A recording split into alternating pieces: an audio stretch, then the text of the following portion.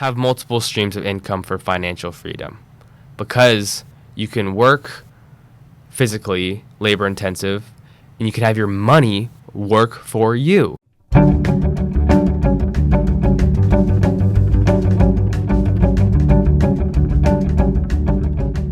All right, thank you for tuning into the NAGOMI podcast.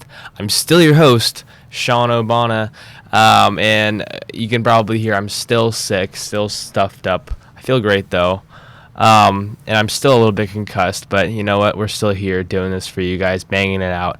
And today I don't have a quote for you guys. I'm sorry, but I do want to talk about some recent news that's going on. A lot of tariffs. There's a lot of uncertainty, they call it, right? And I mean, there's always uncertainty. I don't know why they're calling it the markets of uncertainty right now. But why are we focusing on the markets? Why are the markets bad? And what is the VIX?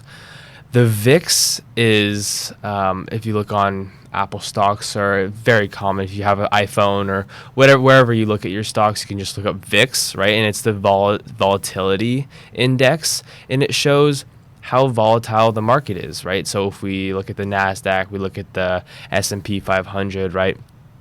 Well, why has this past few weeks been so volatile? Well, I think the biggest thing I think everybody knows is Trump's tariffs, right? What are Trump's tariffs doing? And is that really what's causing it? And when you look at the companies, you look at the company's earnings, you see everything's just fine. Right, everything's just fine. Companies are growing and doing well, but these tariffs are causing a huge halt in what we've been doing, what we've progressed to do, right? Because what do tariffs do, right? Tariffs, we're going back from what capitalism is, right? We're going back into mercantilism. Mercantilism is cutting off and restricting the trades within other countries, right? Devolving from capitalism, right? And so when we do look at the earnings, let's take, for example, Meta. I just looked at this morning and I was like, wow, well, what's the 12 months? So TTM, trailing 12 month PE is 22. And the forward PE is 20. I'm like, 20 for Meta with a forecasted growth of, right, in their recent annual report, or for this quarter, right, for 2025, this first quarter, 8 to 15, right? And historically, the revenue growth 2022 15%, 2023 and 2024 is 21%. So they're crushing their estimates of 8 to 15, right? So they're always beating what they're saying they're going to do. And their valuation, their forward PE is 20. And it's okay. So let's compare that to the market, right? Well, the market, S&P, the trailing 12 month of the S&P is 25. The PE ratio is 25, right? And their forecasted growth is like around 7%. Like, that's ridiculous. That means that Meta is incredibly undervalued. But, well, why can't we just say pour all your money into Meta right now, or companies like that? That's an example. This is not financial advice. Well, why is that? Well, because of the tariffs, because of what they're doing and causing all this uncertainty, they call it, all of this volatility in the market, well, we can't just say just because of valuations that we should invest in this or not, right? I mean, I'm not telling you guys to invest in it or whatever, right? This is not financial advice, but what's happening? Companies aren't spending because of this uncertainty, because of the tariffs, because we don't know what Trump's going to do with these tariffs, right? He's saying a lot of things, he's not doing a lot of things, but then he's also, it's a balance of, okay, well, we don't know what he's going to do because he keeps saying he's going to do things, he kind of does it, and then undoes it. So when that happens, nobody knows what's going to happen. So then what gets put on hold? Well, company spending. Things start slowing down. Our growth starts slowing down. And what happens when there's an inflation, when things still cost a lot of money, like eggs, and there's still inflation around, but then the growth of our economy becomes stagnant, they call that stagflation. And what happens with stagflation? Well, oftentimes it's a recession. But is a recession always bad? Like, oh, recession this, recession that, right? I think that recessions are great. Recessions are a great reset and a great tell of what just went on. Like, we need to synthesize what just went on. What just happened? What caused this recession? And let's get back to the fundamentals, right? Like, where are we? How are we going to grow from here, right? So I don't think that necessarily this is that we're in a bad spot, right? I don't think that Trump implementing tariffs is a bad thing. I think it has some good intentions. It has maybe some bad intentions. Maybe he's trying to manipulate the market. But right, these are all just hypotheses, and I'm not saying that he's doing these or he's not doing them. But all I am saying is that we need to understand that all of these things are happening, and it's why the market is reacting the way it's reacting, because of the uncertainty. And we talk a lot about uncertainty and how uncertainty causes assumptions and causes a lot of emotions. And we just need to understand these emotions so that we can invest correctly or invest better for what we are more comfortable with. And so, Sean, well, how should we be investing now? Well, I can't tell you how to invest, but I can tell you, and I can give you some advice, or not advice, sorry, this is not financial advice, some of my experiences of how to view money. That's the main topic of today. So how should we look at the dollar? We look at a dollar bill. We take out a dollar bill out of our pocket. How do we look at it? Well, we see that as decreasing over time because we assume inflation, right? At that 2%. We want to get in that 2% range. And inflation can be a little bit confusing, but it's just this economics 101, right? So it's basically inflation is the inflated price that you're paying, right? And if it's 2%, that assumes that it's going to be more. Things are going to cost more than they did yesterday, right? And so, well, why are people saying, "Oh, it's going up, it's going down"? We need it up. We have with the Fed. Who's the Fed? Who's Jerome Powell? What is dovish? What is hawkish, right?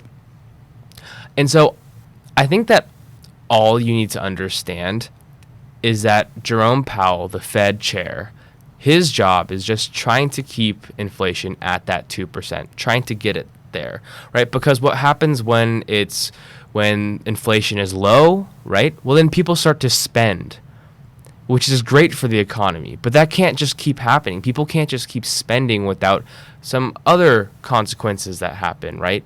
Like banks, like the borrowing of loans, right, becomes cheaper with inflation. So the interest rate becomes cheaper, right? But that can't happen forever, right? Because banks can't just loan to everybody in the world, right? There's a finite supply of money, right? So basically, we just know that inflation is going to be around 2%.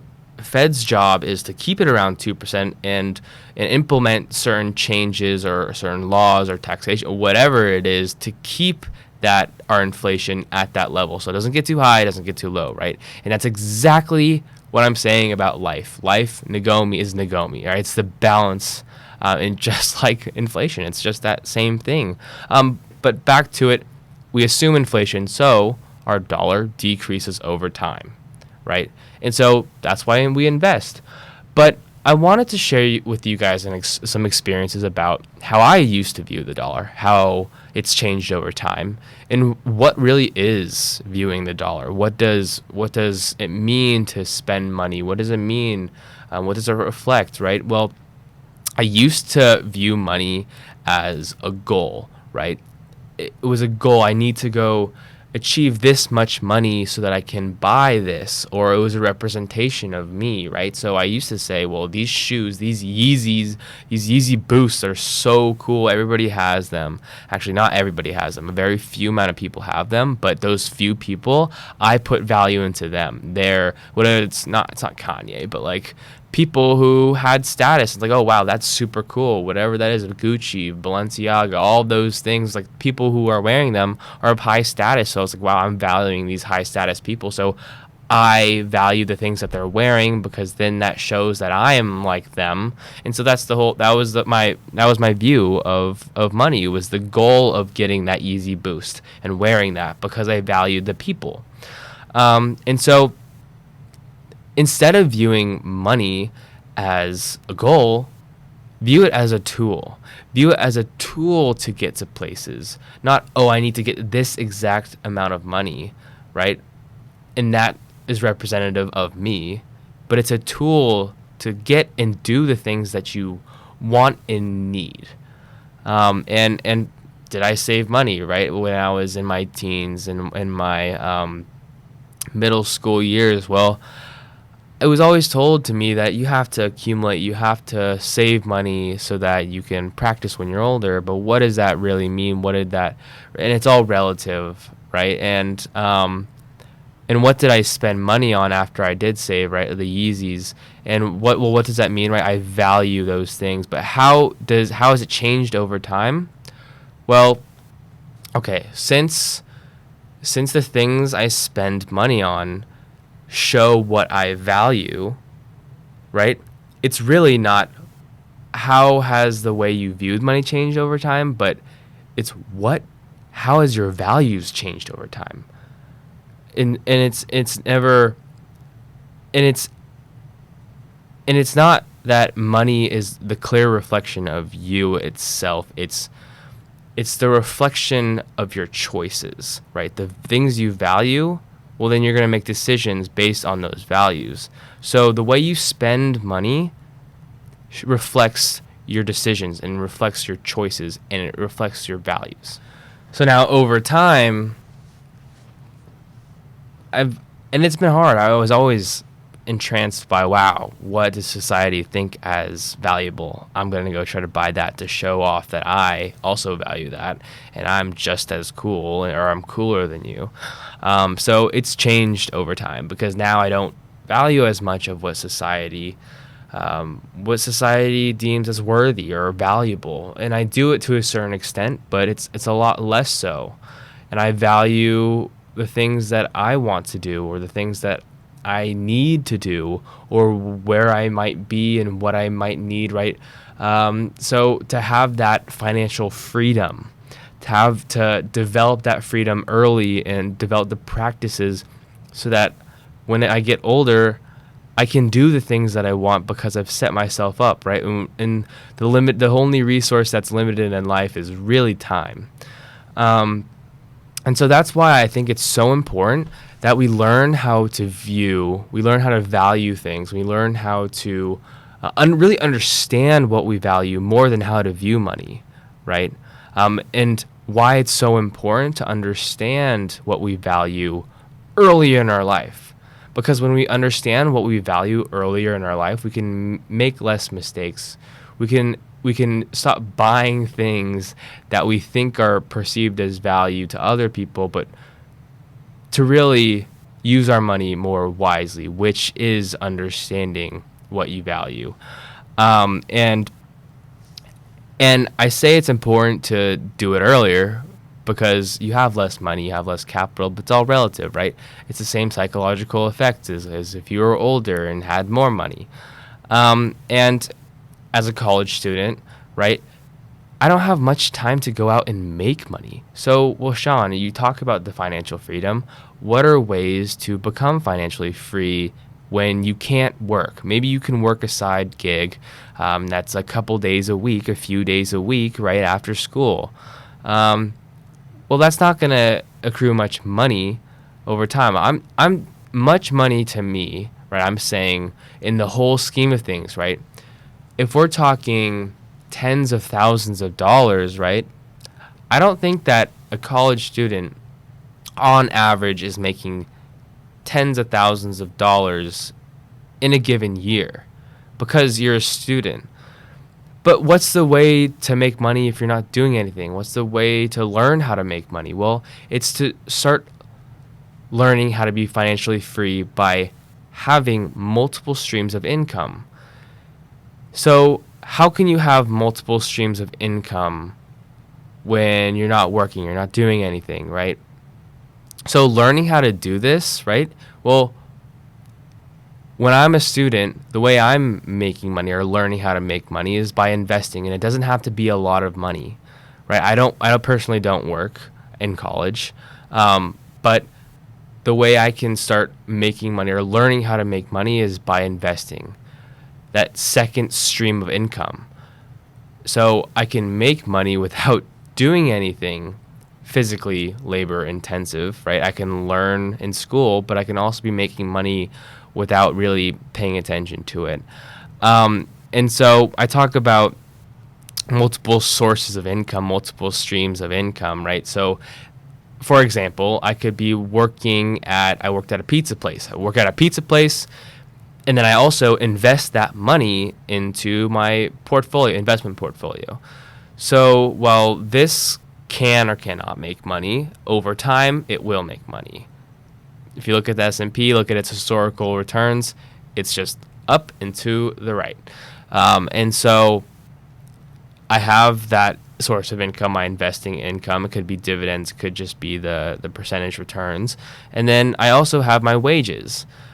And what happens is when I put some of that money, the wage money, into my investments, well, then I accrue even higher returns and more gains. Well, it might not be, it'll be the same percentage, maybe it's similar percentage, but it'll be more money because that percentage, the amount of money that I've put in and it's been compounding, well, that becomes bigger as I add. So have multiple streams of income for financial freedom, because you can work physically, labor intensive, and you can have your money work for you. And so when you have both of these, and it's a continuous cycle, right? Well, then your growth, your money grows exponentially. Your net worth grows exponentially. And learning how to invest now in college, well, you don't have to work another job, right? You can just focus on the money making money for you, so that when you do have to work a job, you don't have to spend a lot of time learning how to invest. And so I think that understanding that time is limited, and that, it really does take time to learn how to invest, and some people never do, that learning early is the only way, and the only way is by doing it.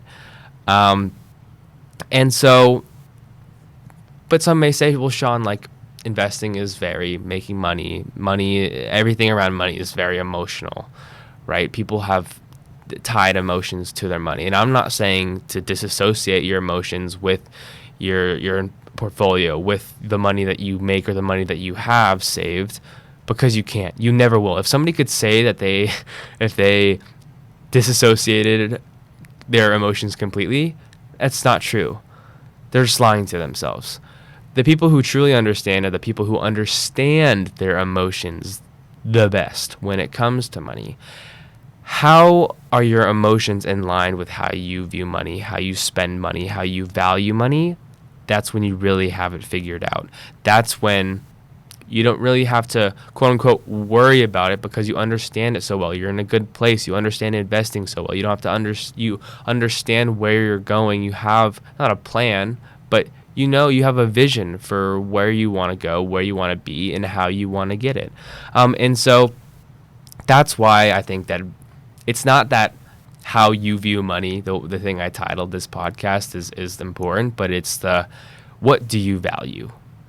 Why do you value it? And how much do you value it, really? Because just like I said, people in the stock market, it shows you exactly what people value and how much they want it, based on how much they invest and what they invest in, right? And so if they invest in AI a lot, there's a huge boom, right? There's a huge boom. That means that people want and value AI. They think that there's going to be a future for AI. And how much do they want it? Well, a lot, because they invested trillions of dollars into it. NVIDIA just went to one of the biggest market caps in the world in a short period of time, that short blip of time. And so to end this podcast out, well, should I buy right now? Should I sell? Should I sit on my hands? And this was filmed on April 15th. Just for you guys to know, should I buy? Should I sell? And why I'm not posting this as just like a totally relevant for just one day. I think that this is relevant for all the days of investing, right? Of how you view money. It's always how you view. It's how you value money. What do you value? Should I buy? Should I sell? Should I sit on my hands? Like, which one do I do? And it's always up to you. It's always going to be decided by you. But I think in this, you have to really understand your emotions, what you value, because I mean, if you value that your long-term financial freedom, well then you should be sitting. You should be sitting on your hands. You should be probably buying if there's a good opportunity, in your opinion. But unless it's if you're in a financial pinch, then maybe you should sell. But in a downturn like this, there's so much activity within the banks, and people are selling because of this uncertainty. They're locking in those losses. And I got to say, they're losing out. They're losing out big time. And it could be said that it's a lot about the manipulation here. But that's not something I would advise myself on, because I'm not qualified. So this is not financial advice. But yeah, in conclusion, understand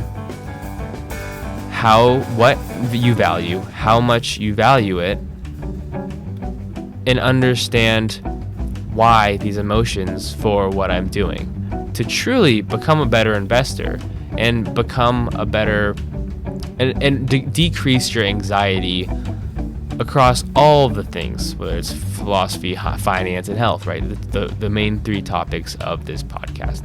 And so with that, thank you for tuning into the NAGOMI, and I hope you found this podcast useful.